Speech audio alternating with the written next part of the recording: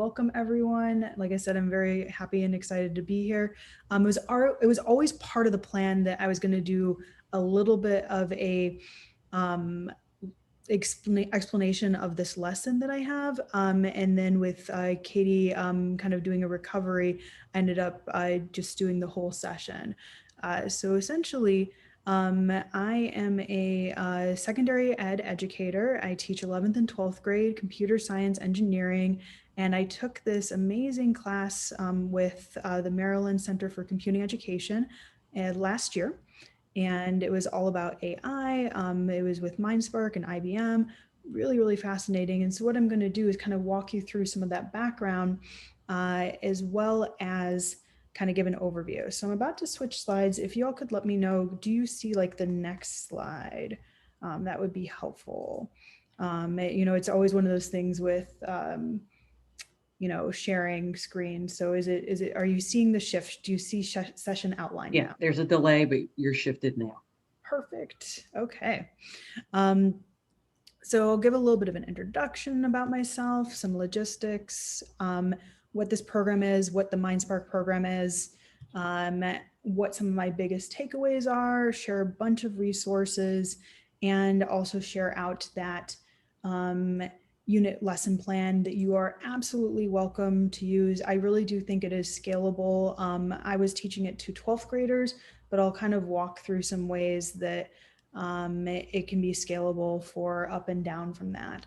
So just to kind of give me a better feel for who you all are, what kind of representation do we have here in regards to people? Are you formal educators in a pre-K through 12 setting? What kind of years are you teaching? If people could type that in chat, that would actually be really helpful for me, because that will help me kind of script around how I'm going to be speaking about this. So if you could kind of maybe share, you teach elementary, you teach high school, middle school, etc. So, and thank you all for being here.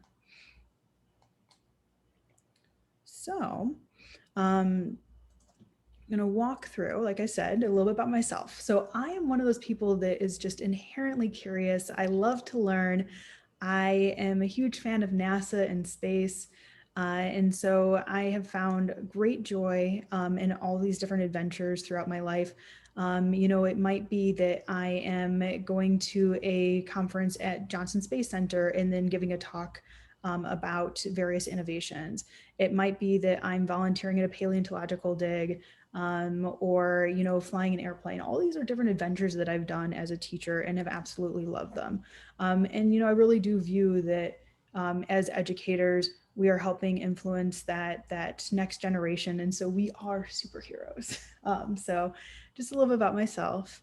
And then I figured I would share about, well, what is this program? What is it all about in regards to Maryland Center for Computing Education? And so they're a really wonderful education related organization that does this collaboration between the University System of Maryland, so more than just University of Maryland College Park, pre-K through 12 schools, nonprofit organizations, industrial partners, like I mentioned, IBM, and other agencies as well. And so you'll see just this huge collaboration all the way across. And they offer PD all year round, which is amazing. So it could be that you're doing something in the fall semester like I did. It could be doing something currently. It could be doing something over the summer. It could be doing all of those things, right? And one of their big focuses are they want to increase the number of people who have skills in technology, and also they have a drive for diversity, equity, and inclusion, DEI. Some of the things that I've done with MCCE, I've done their AI program last year. This whole year I've been working with their APCSP program. I had, you might have seen in the main session, Nick, I had him as a mentor for APCS. And then I've also done their intro to teaching computer science with code.org. So kind of talking about that partnership piece, they partner with places like code.org. They partner with places like IBM. So kind of get into that in just a moment. So I'm going to go between two screens right now. If you ever see me looking off to the right and looking at my second monitor. So This is their website here that I just had that link for, where they have this teacher and faculty professional development, and you can see different workshops they have, and then they're by level. So one of the things I was noticing is we have a lot of wonderful elementary teachers here. So you can see there's a whole section here for elementary. In addition, there's also high school and university. So it really doesn't matter what level you are, they have a thing for you. And it's very, very well done too. So I said already that it is a collaboration. This program I did, it was a collaboration between MCCE and IBM Mindsparks, but I haven't really explained what that is. So you may or may not be familiar with the Mindsparks program, but it is a free professional development program that you can do, your students can do as well. And as part, if you do the MCCE AI program, you do have to go through 6 of the lessons. I just did all 9 because you only needed to do 3 additional ones. And if you did all 9, you get this cool badge. So I was like, I want a badge. So, I mean, it's a digital thing, not something physical, but I was enjoying the learning. And so if you take all 9 and then you pass the test, you'll get that badge piece to it. So kind of looking at what does that look like, you can see that they have like a whole portal website. It is live and on-demand webinars. So I did the on-demand ones because of COVID, but you can also figure out live ones that I think are also over Zoom now, but sometimes they used to be in person.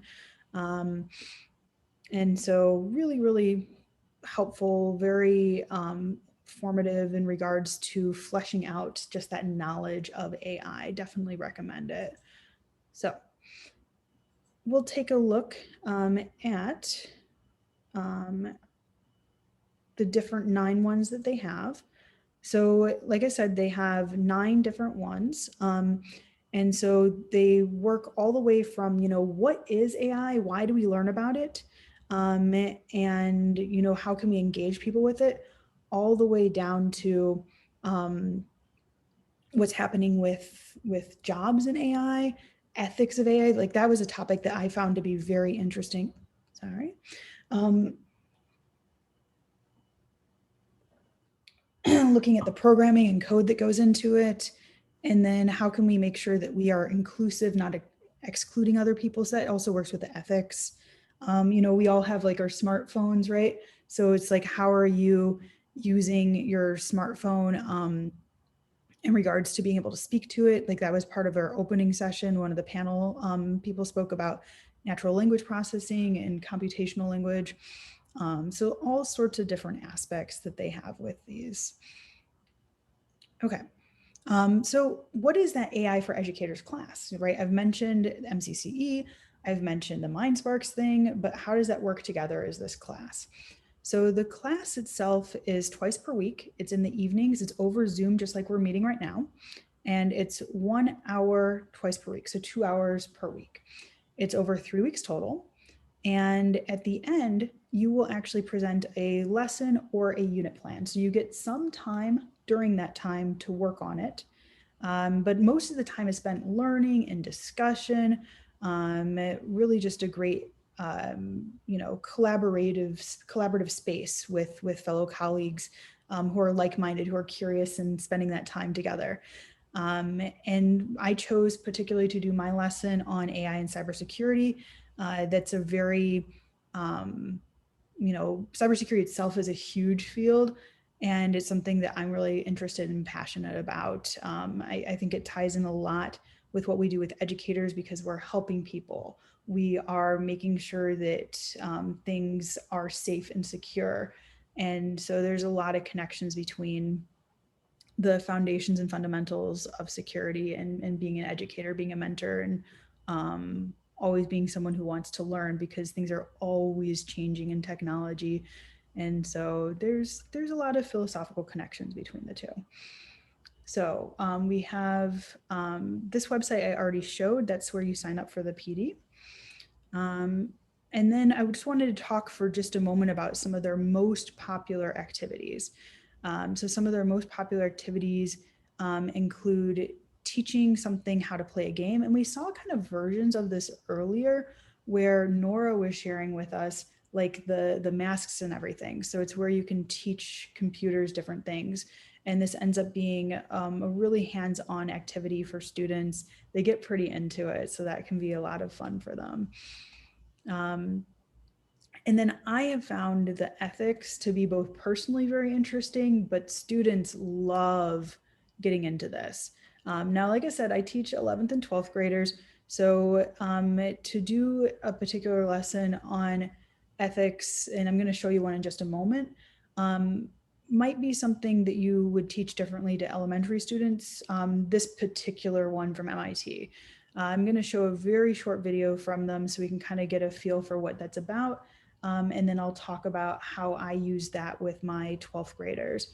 But I do think that talking about ethics is applicable to any grade level, right? Because you can talk about, well, what is wrong and what's right, and how do we decide? And those are big questions that humans grapple with, that adult humans grapple with all the time. So it's not like there's any one easy answer. So I'll show this video from MIT. They have a really, really interesting piece where it is about the moral machine and how do we have a self-driving car figure out some of these things, what might be impacted, what and who are influencing this AI, right? And then thinking about code of ethics and how we could develop it. So I'll come back to that one and show this really fast. Yeah.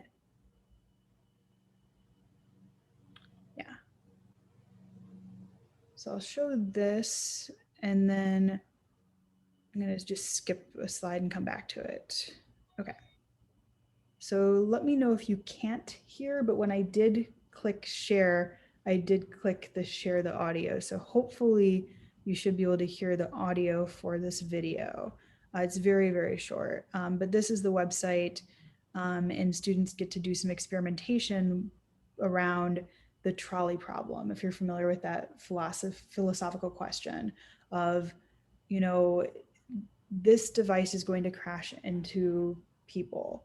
Um, what do we do? How do we decide? And that's actually something that gets programmed with self-driving cars. Welcome to The Moral Machine, a platform for gathering a human perspective on moral decisions made by machine intelligence, such as self-driving cars. We show you moral dilemmas, where a driverless car must choose the lesser of two evils, such as killing 2 passengers or 5 pedestrians. As an outside observer, you judge which outcome you think is more acceptable. You can then see how your responses compare with other people. If you're feeling creative, you can also design your own scenarios for you and others to view, share, and discuss. Moral Machine is a project by the Scalable Cooperation Group at the MIT Media Lab. Help us learn how to make machines moral. Okay. So I didn't hear anyone shouting, no, I couldn't hear. So I assume everyone was able to hear that. And it ends up being a really interesting exercise for students to go through making those decisions and trying to figure out like how those decisions get made. And I pair it with this article from MIT that is all about, what should we do? How do we make those decisions? So I've done this with upperclassmen. I don't know if you would necessarily do this with the really young students, both from a age development perspective, and then readiness to talk about this. But I think there's other ways you could do this. You could talk about like sharing of things and resources that I think would be completely appropriate for those age levels. So a lot of interesting conversations that you can get into about how do we make those decisions and what decisions we're making. Okay, so I'm going to jump to these slides really fast, and then I'm going to come back to slide 12. I went slightly out of order. So these are some of the visuals around this ethics of AI and how do we build those rules. And then one of the other things that we always have to think about as well is what are unintended impacts, right? Because we might have everything set up in a certain way and think like, oh, okay, yeah, this is what's going to happen, of course. However, we even have like a recent instance of facial recognition used, right? That was, I think, just last week. And it was used very incorrectly and misidentified someone. And so those things are going to happen more and more where you have AI involved in facial recognition, or if you have AI involved in credit scores and AI involved in like being able to gain access to credit in regards to loans, home ownership, et cetera, you have to think about what biases are involved with that, which leads in really nicely. Like I said, I accidentally skipped a slide, but it leads in really nicely to this video that is tremendously focused on the biases that can exist within AI. So we'll watch this. And if you guys have any questions or want to like discuss any of this, feel free to do so in chat too.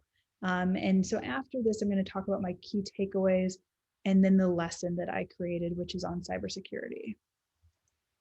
Oh. Go.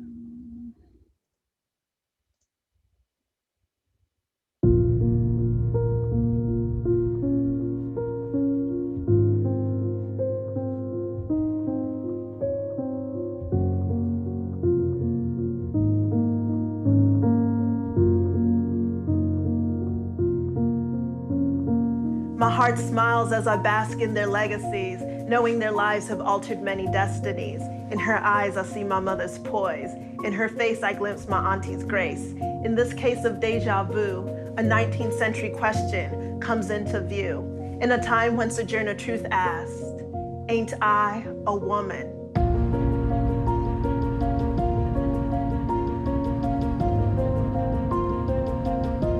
Today we pose this question to new powers, making bets on artificial intelligence, hope towers. The Amazonians peek through windows blocking deep blues as faces increment scars. Old burns, new urns, collecting data chronicling our past, often forgetting to deal with gender, race, and class. Again I ask, ain't I a woman? Face by face, the answers seem uncertain. Young and old, proud icons are dismissed. Can machines ever see my queens as I view them? Can machines ever see our grandmothers as we knew them? Ida B. Wells, data science pioneer, hanging facts, stacking stats on the lynching of humanity, teaching truths hidden in data, each entry and omission, a person worthy of respect.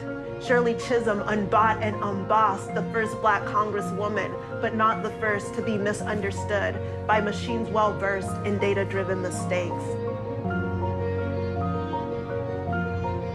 Michelle Obama, unabashed and unafraid to wear her crown of history, yet her crown seems a mystery to systems unsure of her hair.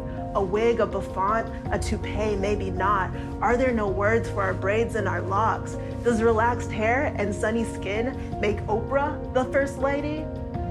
Even for her face well known, some algorithms fault her, echoing sentiments that strong women are men. We laugh, celebrating the successes of our sisters with serena smiles. No label is worthy of our beauty.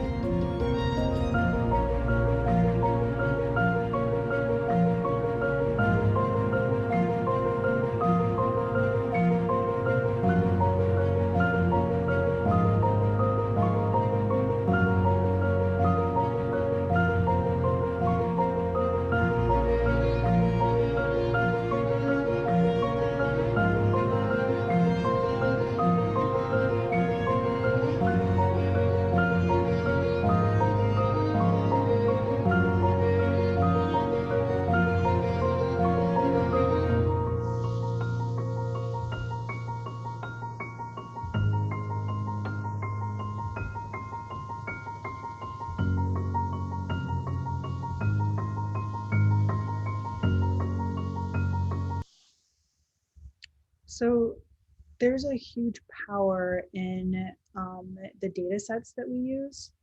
And if we're only using a certain amount of data, it is going to, time and time again, misidentify. So we saw that actually even in our break, if you were there with Nora's work, that she had just a few terms, and that was misidentifying things with tone, right? So that's a much more innocent example. But the data and the volume of data that we choose and use with these algorithms does matter. And that makes a difference for the output. And so that is an ethics thing in AI, that needs to be considered. And so that was part of that was part of the things that we discussed in our AI class, and delved into pretty deeply. And it's tremendously important, to have that awareness, and then also think about how organizations that are building these AIs, and how they're being used in society, can mitigate and be aware of that bias as part of design. Um, so I've already shared these two links here. The other one is one that was mentioned earlier as well by Diane. If you haven't seen this movie, I do tremendously recommend it, Coded Bias. I didn't know it was on Netflix. That's a really recent change, but they do educational releases as well, where the director will actually do a Q&A session if their time alignment aligns with your time. But they'll zoom into your class, and I think they're only offering it for the rest of April and May. So after May, I mean, a lot of our school years are ending in May, June anyways, but after May, they're no longer offering this, but you can do a request with them, to both show the film, and then additionally, if you would like to have the director come by. So that's something that you can do from this website, but then you could also show it from Netflix. So definitely do recommend that. So what were some of my key takeaways, right? I took this class, I did a lot of thinking. Ethics in AI is hugely complex. There's no one right answer. There's no one single way to think about it. But the more that we have a plurality of voices, the more that we are involving, that diversity, inclusion, equity, and the more that we think about data sets from the perspective of bias, we can work on mitigating these things and having fewer ethical issues. So ethics and bias really go hand in hand. I really enjoyed the whole experience as well. So I've always enjoyed learning, collaborating. Like I've already shared, I'm very curious, and so I haven't done that many virtual professional developments as an educator. I think I've done, I don't know, just a handful, maybe like 4 or 5. And I found it to be very well done, well organized, and we all miss like having these things together. But one nice thing was, even though it's through the Maryland Center for Computing Education, they opened it up to anyone who wanted to attend. So we had people across the country who were there, mostly Maryland educators. Like I teach in Silver Spring. However, it was really open to a broader audience because it was virtual. So that was a neat aspect as well. And then, I've been taking what I learned, because there's so many resources that we were given. I've been taking what I learned and incorporating that into 2 of my classes. So I teach an advanced placement AP computer science principles. So I've incorporated some of it into that class. And I've also incorporated it into my 2 different sections of engineering. I have an 11th grade engineering and a 12th grade engineering class. And the students have loved it. We've had some really, really wonderful conversations about the ethical decisions, about bias. I've brought in a guest speaker. I've really been able to get them to kind of dig into these issues and think more critically about it. And those have been very fruitful conversations that I think are just important to be having. So I would recommend, if you have the time, to take this class. It was really, really wonderful overview of so many concepts, but then not just surface, right? Like we really dug deep into them. So like I said, one of the big things we had to do was we had to come up with a lesson or unit plan. And cybersecurity being such a big topic, I decided to do more of a unit plan. And that is shared with you. You're welcome to adapt it. And you're welcome to reach out to me if you have any questions on it or need any additional resources. But I'm going to do like a big overview of it right now. I hope you can do a little bit of interaction with me too. So Elisa has been kind enough to be continually posting in chat. The most recent link she just posted was a Menti poll. So if you all would go to chat and take that, we can kind of see our results from question 1, and then I'll switch to question 2. So I'll pull up that.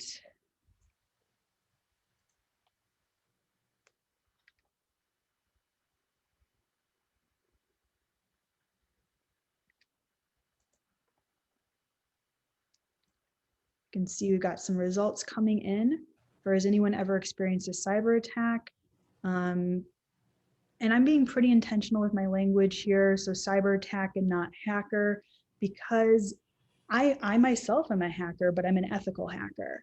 And so that term does get misused in ways. And so I'm using cyber attack. You'll probably hear me say cyber criminal or bad actor.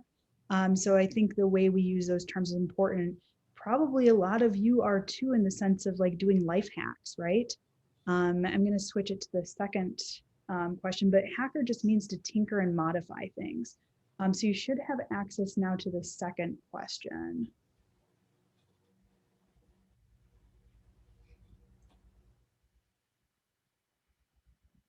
You can let me know if it's not shifting to that. Didn't shift for me, but oh, there it goes.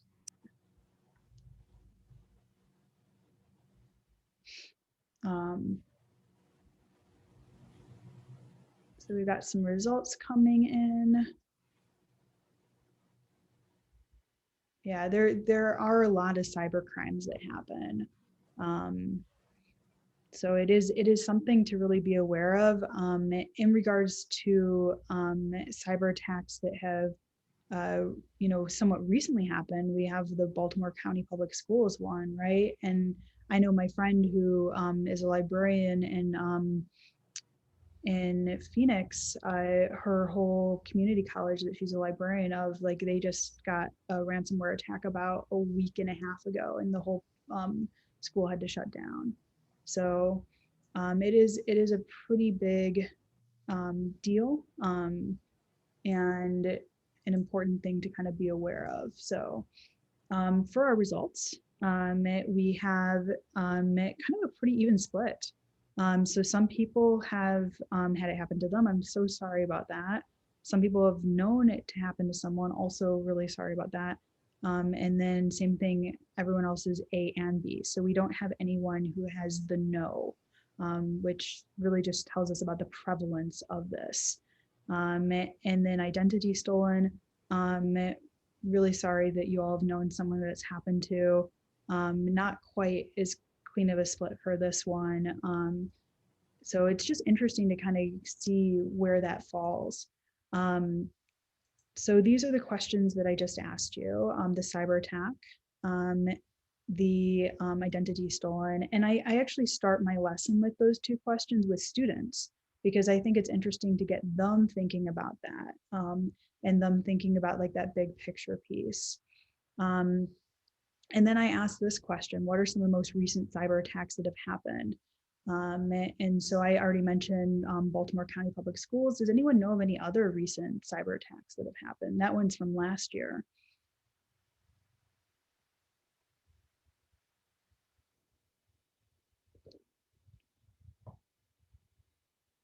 It's okay if you don't. There's Microsoft Exchange servers had one pretty recently. Yep, the government was shut down for a long time. A lot of people had issues with power and water. Yeah, SolarWinds, and that's pervasive and ongoing because they found out the advanced persistent threat was within the computer system probably since 2019. And so they were there a long time just doing espionage, watching what was happening, how the system worked, and then doing that more of the taking of data. And so that's going to keep unraveling probably for the next 6 to 8 months. Yeah. Yeah, fake 911 calls are a really, really big deal. So I always think it's important to make sure that everyone's on the same page definitionally. So I have us then look at, well, what is cybersecurity and what's this all about? And we are primarily using some Cisco resources for this. So I'll pull those up.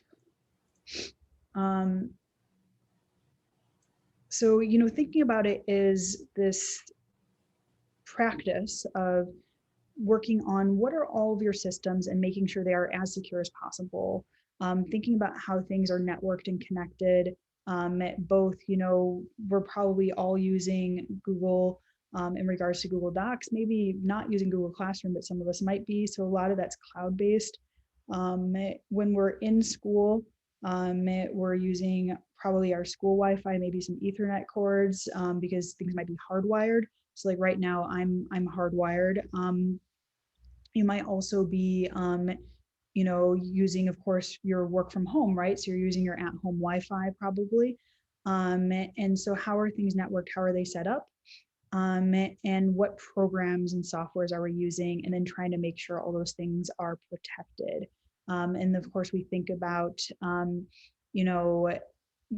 can we make sure that the integrity of the data is all set? Can we make sure that we can access things? Can we make sure that there's confidentiality maintained when we're looking at different systems? So we're going to watch parts of this. I think I'll stop it just a bit short, but this is a really interesting one to show to students where they can see a cyber attack actually happening. And it's important to note that if you are using a VPN, and so I have mine off, if you're using a VPN, it won't actually work. And so that's Cisco thinking like, well, who's this unknown quantity checking in on this video? Maybe they themselves are a cyber criminal hoping to like learn more things. And so thinking about like why sometimes things don't work when you're using certain systems, like a lot of times you can't use a VPN with banking as well too. So just kind of some interesting things with that.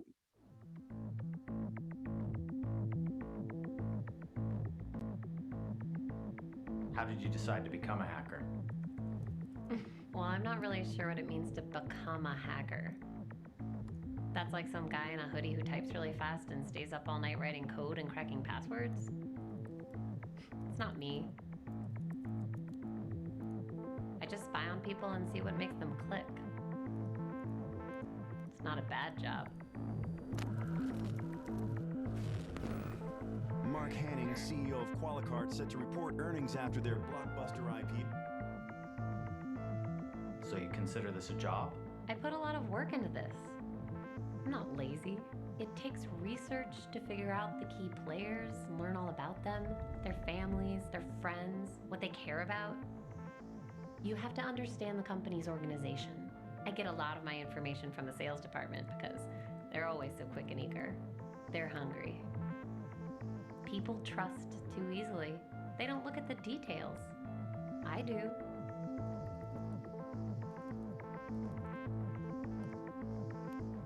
Details matter. That's what I'm good at. It has to look completely believable. It has to look familiar. This is where research is important. It's not some generic piece of spam. It's an email from their boss with their company's signature. It's written in the voice of the boss. It's what he would say if he were writing this. What about the malware itself? How does that work? Somebody else out there already wrote all the code that does the actual attack. I'm just using it in the attachment. My skill is in my ability to get a bunch of people to click on that attachment. I always wonder what it's like when the whole thing unfolds on their end. when the panic sets in. Please leave your message after the beep. Hey, this is Rajiv in finance. Call me as soon as you get this. Something's up with my laptop. I can't. Katie, are you on your way into the office? Something's going on with our file servers. It's Karen in HR. Our benefits dashboard seems really slow. We're getting calls from users on it. Give me a call when you get this. Joining conference now. Apparently, there's a malware attack targeting our main... It's ransomware. They're holding us hostage. We're locked out of everything. I can't even check my phone. What about the backup? That will take days. We need this fixed now. Pay it. We don't have a choice. We're reporting earnings in 2 hours. But how do we know that they'll... pay it. Put every single person on getting us back up and running. That's the only priority now. Okay, it's done. I have the decrypt key. Okay, so that's kind of the anatomy of a cyber attack.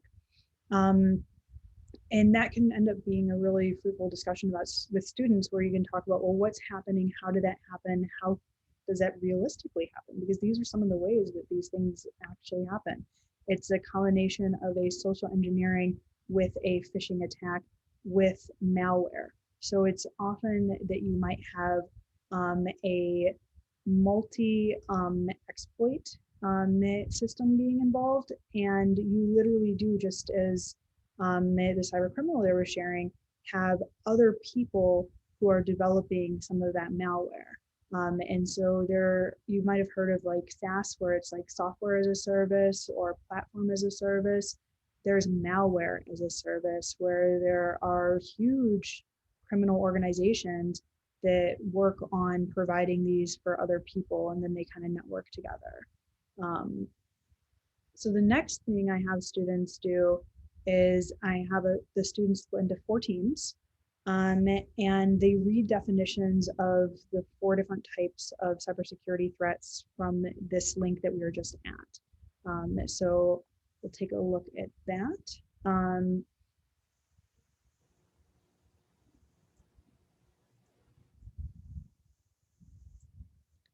So I have them work through definitions around phishing, ransomware, malware, social engineering, and then how all these pieces work together. And one of the things I want them to discuss is, what is that threat, like kind of definitionally? How can artificial intelligence be involved in both perpetrating this threat, but then also in mitigating against this threat? And then how can that cybercrime in general be mitigated by people, but then also AI? Like I already shared, I think it's really important to be on the same page definitionally. So I also provide a resource in regards to, well, what is AI? How do we define it? And depending on how you're doing this as a teacher, you might have already worked out definitions on this. You might have already been working with artificial intelligence and what it's all about for quite a while. And so this could be something that you don't do at all because they already have it, or you could just have it as like a refresher. And so it kind of walks through what AI is, and it's machines that can learn is like the biggest piece to it. So learn, reason, and act. And then this kind of walks through some different examples and has a visual with it too. So then, like I said, students are working in their 4 teams. So you might see, one team discussing like, well, what are all the different things that can happen with phishing or with vishing if it's a video call? And you can have that team even talk about how they get spam phone calls, right? Like I know I get that car warranty one at least a couple times a week. You've almost run out of time for getting your car warranty taken care of. That's a scam, right? That is a phishing scam. And then how can AI be involved in preventing these cyber crimes? And so the website here does actually go through a few of these different things. And then it's also them just kind of thinking critically about it as well. So I have the students break into those 4 teams. I have them do make a copy of the slides so that they can edit it. And then each team's taking notes, and then each team shares out what they discussed and learned. So that's kind of those 4 slides. There's one for each one. Then I have us do a deeper dive specifically into a case study around AI with cybersecurity. So as adults, most of us have probably heard of Watson and winning Jeopardy and everything. And so that's IBM's AI system. Students may or may not know that reference. So it could be that they've heard of, seen, but they might also not have that reference point. So I actually have us watch a short video on AI and cybersecurity. So we'll watch just a little bit of this. The thing about AI, the way it's different from traditional computing is that systems aren't programmed, they learn. There's a perception, I think this goes back in the history of security, that the hacker or the attacker is sort of a lone wolf. Now we're dealing with highly organized cyber criminals. So I'd say there's two major shortfalls of traditional security systems. One in which they're very rules-based. They're programmed based on an understanding of what's a bad threat. Problem is, threats have become so quick. I mean, the attackers are evolving their tools. The malware that they deploy, the attacks that they use are constantly changing. The second part that falls down with traditional security is that it's unable to really scale at the size of a modern organization. If you think about a business today and how complex it is with both old technology, new technology, how far and wide the connections have gone inside of a modern organization, even just doing basic things like hygiene around patching, vulnerability management to try to find out where the weaknesses are, that's an extremely complex thing. And so they're unable to really scale at the pace needed to keep up with how fast the organization is changing. And that's where we're evolving with next generation defenses. Leveraging AI, leveraging advanced analytics to not be programmed around a threat and have a pattern, but to be able to change and alternate how they understand what's good and what's bad and to formulate that on the fly. The second thing is to be able to scale that patching, the hygiene, the just basic lockdown of security and almost do it in a way that is happening automatically on behalf of the user, to the extent that that's possible. So let me give you an analogy for AI in cybersecurity. So if you think about a police officer in the physical world, they have a certain amount of training, a certain amount of smarts that leads them to build intuition or understand based on what they're seeing what a threat might be. But oftentimes their senses only go so far. And that's where they augment their intelligence through maybe canines and dogs that are trained on understanding the threat. And those dogs are trained over years at a time to really identify through their heightened senses what might be a threat. And this is exactly what's going on in the cyber realm, where defenders, security analysts, they're using their intuition. They're being alerted from systems to say, hey, here's a set of 10 possible threats, but they can only go so far as their own intelligence, their own limits as a human. Now, what if there's that extra element of artificial intelligence that allows them to go deeper into knowledge, that maybe accesses much more intelligence than they otherwise could possibly do by themselves to identify a threat? It's very similar to the way in which that police officer uses that police dog. In that way, artificial intelligence becomes an advisor, like a trusted advisor that you can ask questions, and it's in some cases all-knowing. Now, we're not all the way there yet. Artificial intelligence will learn more and more. Cognitive systems will begin to learn more as we teach it, but it will be there and it won't forget what's being taught. So you can tap into that knowledge and help you make a more accurate decision as you're looking at what's going on in terms of the threat. My name's Kevin Skapanets, and I'm the Director of Strategy and Design. Okay. So that kind of gives a really nice overview of some of the ways that AI might get used with cybersecurity. Where you saw those nodes there, that a lot of the times also gets connected with these things called SIMs that are spelled SIEMS, but pronounced SIMs. And so those are systems that are used to look at threats in cybersecurity. I'm not going to show any of these, but what all of these do is they walk through additional aspects of how the QRadar system, which is IBM's AI system, is used with cybersecurity. Now, I have seen all of them. So what I did was I took, as I was watching them, I took the terms that are likely to not be necessarily known by students or they might be familiar with, like DNS, domain name system, and at the end of the lesson, I have links with additional resources. So as you might like show one of these, then you can make sure that students have an additional resource for identifying and understanding how that term is being used.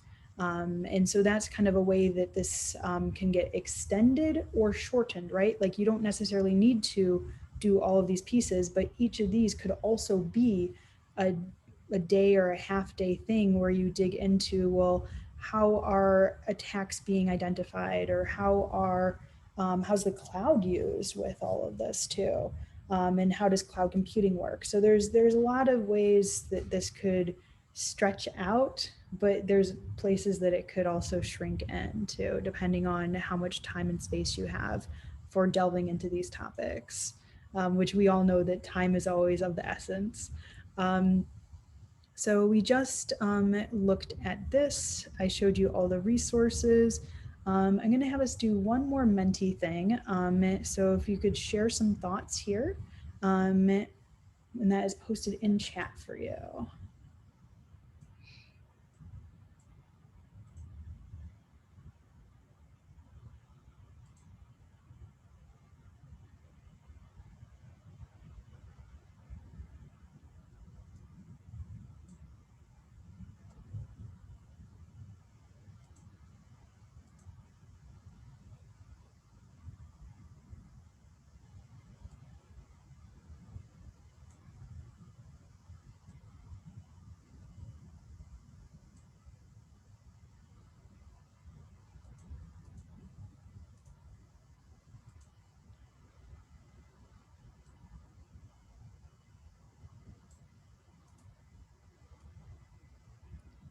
Okay, so we can see some initial thoughts going out there. Absolutely, like so much of it is dependent on how we use it, because some places aren't using AI at all. Some places are using it. Sometimes it's more of an advisor. Sometimes it's more of a threat signature identifier. So it's used is an integration tool with people who are also doing that work. So you might have like a SOC analyst. So there is a person who is working on that operation side and monitoring a lot of stuff, and then they might have an AI-based system that they're working with in conjunction with their own monitoring that they're doing. So yeah, I mean, just looking for patterns, being able to sift through logs, because some of these things can get a little bit more tedious. So it's really good at that. Thank you all for sharing. So, it is a culminating piece to this lesson. I always like to have some sort of takeaway that students would have. And I wanted the students to then explore this themselves. So there's two pieces I had them do. I have them look at some of the case studies, and I have them do a write-up on it. So I'm going to show you that. So this is a homework assignment that I designed. And so students would choose one of three options. They would potentially go and look at some of the IBM pieces. They might look at this, or I always like to give the option of find your own thing if one of these is not striking your fancy. So if they choose to go with the IBM one, there are 4 case studies that are here. And so these are 4 case studies of how cybersecurity and AI get connected and are involved together. And so they would choose one of these case studies to read and then do a write-up about. They could also use this one. So it's AI and cybersecurity and walks through some different instances with it. Or like I said, they could come up with their own one. Then constantly working on incorporating literacy skills within the sciences. So I wanted them to do some technical writing on this. So if you've ever read an article that's about, different STEM pieces, I'm sure we all have, it's probably written in more of a technical way. And so I had them do a technical opinionated editorial article. And then I included this for, what exactly is an op-ed and how does one write one? So this kind of has some ideas about making sure you have a pitch, making sure you have an opinion, and how do you close it out with maybe like a thought or some way you're looking towards the future. So that kind of walks through the guidelines for that. For me, we use Google Classroom. And then in addition to doing the reading, the write-up, I also like to have them share out information a lot. So I do have them discuss what they wrote in our next class. So that kind of culminates the lesson that I wrote. Like I said, there are a whole bunch of different terms that get used.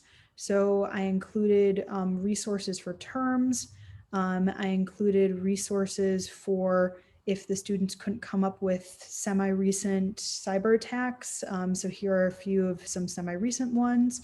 There's a lot of money. This is slightly outdated. So if you just look at this and then you think it's even more than that now, especially with work from home being a factor. So those are resources you're welcome to use. So the slide 28 is one that would be included in the lesson that I have for the students. And then this is kind of meta back to whole picture for us working on this session. So like I said, I do really recommend the professional development that I did. I thought it was absolutely fantastic. They do have some sessions coming up in June and July if you wanted to do a summer one. So these are the AI sessions. The one that I did was this one. There's also one that they have in August that's a follow-up because maybe like me, you've already done this one and you want to kind of enhance it some more. And then they have teaching equity and technology. Like I had said before, that's a big drive for MCCE. And so that's the AI focused one, but they also have cybersecurity ones, middle school focused, elementary. So that link is here. The Mindspark one that I was talking about earlier is here again. I thought it might be nice to just share with you all of the lesson plans. So I developed a lesson, but so did all the people who were in my program. And so these are actually coded by level. So you've got high school, elementary school, middle school. And you can kind of go through and see, well, okay, well, here's Megan's lesson. That sounds interesting to me. But here also are some other lessons that other people have built. And that one seems like that would be so applicable to what I'm doing. So I wanted to include that for everyone. And then one of the neat things that we also have as part of that is there's so many resources that you gain and gather as part of the AI professional development that we did. And so I wanted to include all of the resources that we had. So this is just chock full of all sorts of interesting and amazing things. That's just kind of fun to go into some of these rabbit holes. Like I enjoy doing quite a few of them myself. If you're using code.org, they just fairly recently within the past year put together a AI focused part to code.org that's really, really lovely. The AI for Oceans is more for elementary school. How AI works, it could really be elementary through high school. I showed them to my high school students. I thought it was a great overview. And then because I'm super into cybersecurity, I also included a wakelet that I made for a different conference talk that I gave about cybersecurity, just in case you want some more resources on cybersecurity. So if that's kind of something that you're interested in, this is not from this conference, but something I put together with that. So to close out, definitely let me know if you have questions. I included, once again, you can actually see my lesson and a video walkthrough of it on IBM's Mindspark's website. So that's here with the lesson, with the video. I have a hard time speaking concisely sometimes. So I have a long form walkthrough and then a shortened version that I created.